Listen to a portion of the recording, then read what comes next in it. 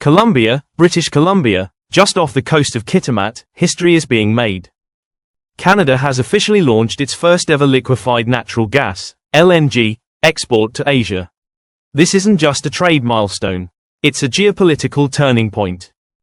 For the first time in over 30 years, Canadian natural gas is bypassing US pipelines and heading straight overseas. Welcome to Reveal the Planet, your channel for bold insights into global politics, trade, and power. Make sure you subscribe and hit that notification bell so you never miss an update on world-shifting events like this one. Section 1, The Turning Point, June 30, 2025, June 30, 2025, Canada's first LNG cargo set sail for Asia from the new LNG Canada export terminal in Kitimat, BC. That single shipment ended Canada's complete reliance on pipelines through the United States, a dependence that had lasted more than 3 decades. Until now, Canada pumped 8.8 billion cubic feet of gas every day into the US, earning $8 billion in 2024. But under Trump's aggressive trade policies, a 10% tariff on Canadian energy products was introduced in March 2025. It sent shockwaves through Canada's oil and gas sector. And that's when Canada pivoted hard. Section 2, The $40 billion LNG Canada Gamble. LNG Canada, a massive $40 billion joint venture between energy giants Shell, Petronas, PetroChina, Mitsubishi, and KOGAS, had been in development for years, and now, that gamble is finally paying off. The project constructed a sprawling 670-kilometer pipeline stretching from Dawson Creek in northern British Columbia all the way to the coastal town of Kitimat, linking the gas-rich Montney Formation directly to Pacific shipping lanes. Visually, you can picture this as a glowing energy artery cutting across snow-covered mountains and dense forests, with footage of heavy machinery, welding crews, and pipe-laying operations under rugged conditions. This engineering feat gives Canada unprecedented ocean access, allowing LNG tankers to reach key Asian markets, like Japan, South Korea, and China, in just 10 days, slicing transit time in half compared to the traditional route through the Panama Canal. Animated globe maps or time-lapse sailing routes could highlight this advantage. Most importantly, this route bypasses the US entirely, avoiding the 10% tariffs imposed under the Trump administration. A symbolic image might show a red tariff stamp being blocked or shattered, while tankers sail freely across the Pacific with no tariffs boldly displayed. It's a strategic pivot away from American dependence, and one that puts Canada squarely on the path to becoming a major LNG exporter on its own terms.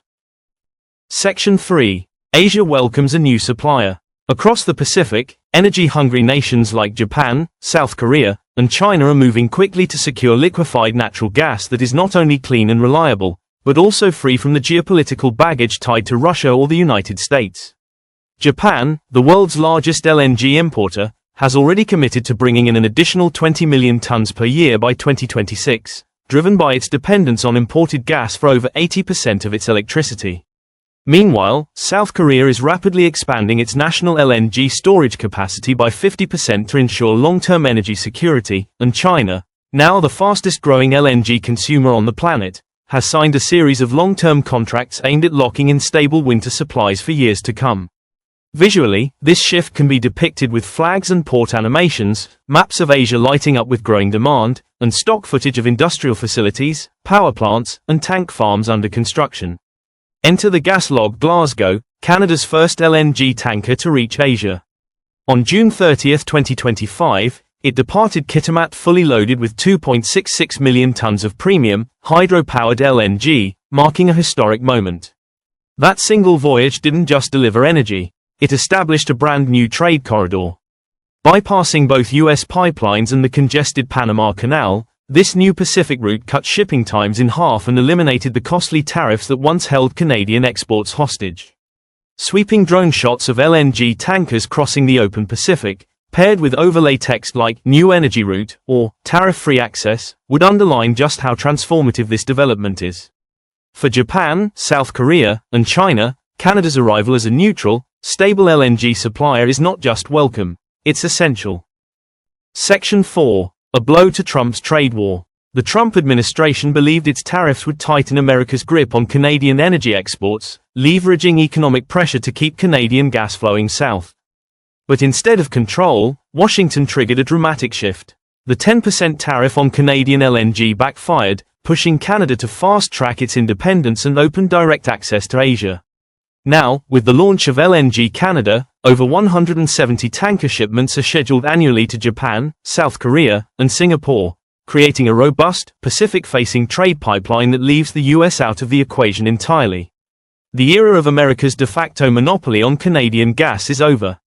This is where you can visualize a symbolic crumbling of a pipeline wall between Canada and the US, followed by animated LNG ships freely sailing westward to Asia. For American buyers, the outcome is painful. With tariffs inflating import prices and Canada no longer a captive supplier, US customers are left scrambling. They're now facing significantly higher prices, longer delivery times, and far less negotiating power in a market once tilted in their favor. Some utilities and industrial buyers are even being forced to look across the Atlantic, to Europe, for alternative LNG sources, despite higher costs and longer transit routes. Visually, contrast a chaotic US gas market with price charts spiking and shipping delays stacking up, while clean, efficient tankers head east from Canada to booming Asian ports. Trump's tariff strategy, meant to corner Canada, has instead liberated it, and left America grasping for gas in a market it used to dominate. Section 5. Environmental Edge and Indigenous Partnerships. LNG Canada isn't just a megaproject, it's a model of responsible energy development in the 21st century. Unlike many fossil fuel ventures, this one runs on clean hydroelectric power from British Columbia, giving it one of the lowest carbon footprints of any LNG exporter on Earth. Visualize gleaming white pipelines and modern facilities set against pristine mountain backdrops, powered by rushing rivers and clean energy grids. But the environmental advantage is only half the story. What truly sets LNG Canada apart is its unprecedented partnership with Indigenous communities. Over $5.88 billion Canadian dollars in contracts have been awarded to local businesses, many of them Indigenous-owned. The Haisla Nation, whose traditional territory includes the port town of Kitimat, didn't just get a seat at the table, they became shareholders.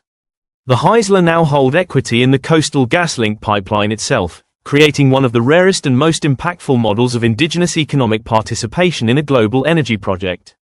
Drone footage of Haisla lands, local businesses, and construction crews working together reinforces this visual message of inclusion and shared prosperity. Over the course of 7 years, the project employed more than 50,000 Canadian workers, technicians, welders, engineers, environmental monitors, and local contractors, stimulating the regional economy and creating long-term infrastructure. This isn't just about exporting energy. It's about building a new kind of energy economy, cleaner, more inclusive, and firmly rooted in reconciliation and local development. For Canada, it represents a future where environmental integrity and Indigenous empowerment go hand in hand with global competitiveness. One thing is clear: Canada is no longer a captive supplier to the US. It has broken free from pipeline dependency.